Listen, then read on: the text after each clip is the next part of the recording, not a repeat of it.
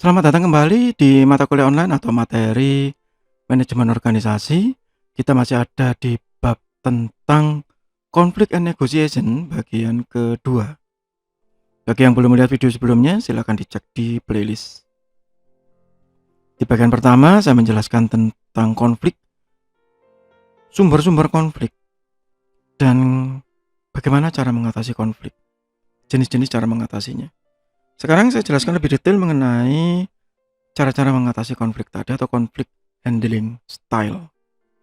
Ya, jadi ada forcing, ada problem solving, compromising, avoiding, dan yielding. Semakin ke bawah itu semakin asertif, semakin ke kanan semakin kooperatif, semakin bekerja sama. Yang pertama adalah problem solving. Di sini involve sharing information that the other party might use to his or her advantage. Jadi kalau ada yang lebih tahu, memberitahu yang satunya, ya, other party, pihak yang lain, untuk dirinya sendiri sebenarnya. Ini loh yang enak kayak gini, saya kasih solusi, bagaimana? Nah, karena yang satu merasa kurang dari yang satunya, maka dia, oh iya ya, ya sudah, saya ikut. Nah, begitu. Atau yielding, increase other party expectation in future conflict episode. Apa ya gampangannya, memberi harapan palsu, ya, PHP gitu. Memberi harapan palsu. Enak gini, ya nanti kalau ikut solusi saya, nanti ke depan begini loh, enak-enak gitu, ya, itu. Kemudian berikutnya forcing. Nah, ini yang paling sering dilakukan. May damage long term relation, reducing future problem solving, high risk of relationship conflict. Ya udah dipaksa, mau nggak gitu, nggak mau ya sudah, bubar. Nah, begitu. Kalau relationship, gimana kalau itu di perusahaan? Ya seperti yang di bab sebelumnya saya bilang, ini yang paling efektif begitu. Dan mungkin banyak orang menganggap ini paling efisien, cepet udah selesai masalahnya, nggak mau ikut, out. Nah begitu, itu masih banyak dilakukan. Avoiding, karena menghindar terus dari konflik. Mungkin salah satu pihak yang dihindari frustrasi lama-lama. Duh, orang ini lari aja dari masalah, nggak mau menghadapi, pengecut gitu. Sedangkan yang avoidernya, yang menghindari, bilangnya beda lagi loh. Saya menghindari supaya tidak terjadi konflik, supaya nggak banyak bertengkar, supaya nggak banyak begini, biarin aja lah begitu. Ya, jadi saling menyalahkan, tetap nggak kelar-kelar konfliknya, nggak selesai-selesai. Level konflik bisa jadi antar orang, interpersonal, bisa jadi antar kelompok, atau antar organisasi, antar perusahaan, saling bersaing, saling sikut-sikutan. Ingat, konflik bukan kompetisi. Kalau kompetisi beda.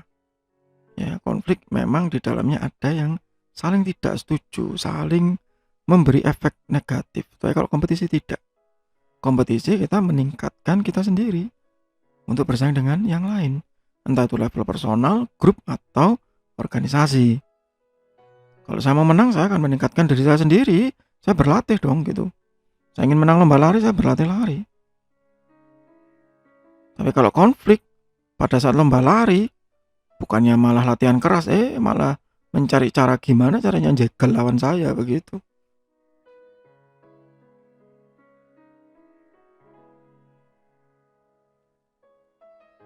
Stage of conflict.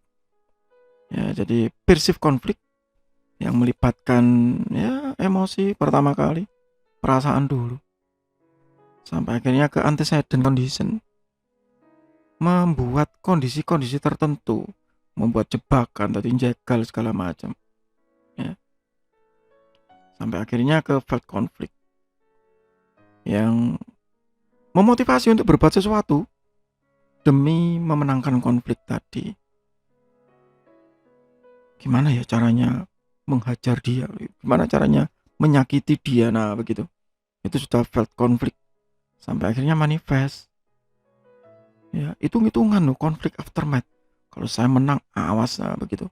Nanti saya akan berbuat begini-begini. Conflict resolution. Ya, itu yang sudah level paling tinggi ya dari konflik. Ya, dan apakah semua konflik bisa diselesaikan? Jawabannya tidak. Tidak semua konflik bisa diselesaikan. Yang paling banyak dilakukan jika konflik tersebut sudah sulit diselesaikan adalah melakukan negosiasi. Negotiation. Negosiasi bisa diartikan sebagai proses di mana dua atau lebih pihak yang berkonflik, the process whereby two or more conflicting parties attempt to resolve their divergent goal. Ya, jadi saling berusaha untuk memecahkan tujuan yang berbeda tadi by redefining the term of their interdependence, bahwa sebenarnya kita ini saling bergantung loh. Kita ini berhubungan baik loh. Ayo kita selaraskan tujuannya. Nah, gitu cara elegannya begitu. Ya. Bukan menyamakan tujuan, menyelaraskan saja. Tujuan mungkin tetap berbeda, tetapi caranya mungkin tidak saling bersinggungan, tidak saling sikut menyikut satu sama lain. Mungkin yang Anda bisa lihat sekarang ini ya, pada saat video ini dibuat bulan September tahun 2020, itu sedang dalam proses menjelang pilkada serentak. Ada banyak calon pilkada yang dari berbagai partai yang secara ideologis itu berbeda jauh ya, sangat berbeda jauh, tetapi demi tujuan yang divergent tadi, yang berbeda tetapi satu, yaitu menguasai. Tapi menguasai dengan yang ini, menguasai dengan yang itu. Nah, beda tapi kemudian menyelaraskan, negosiasi. Yang akhirnya kalau seperti di pilkada tadi membuat koalisi begitu. Yang sebenarnya teman juga bukan, itu musuh mungkin ya antara satu partai dengan yang lain, tetapi pada saat di pilkada tadi saling bernegosiasi, resolve gitu.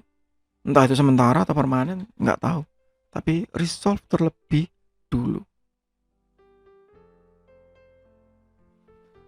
Itu untuk sementara di bab conflict and negotiation bagian kedua. Nanti akan kita lanjutkan lagi di bagian berikutnya.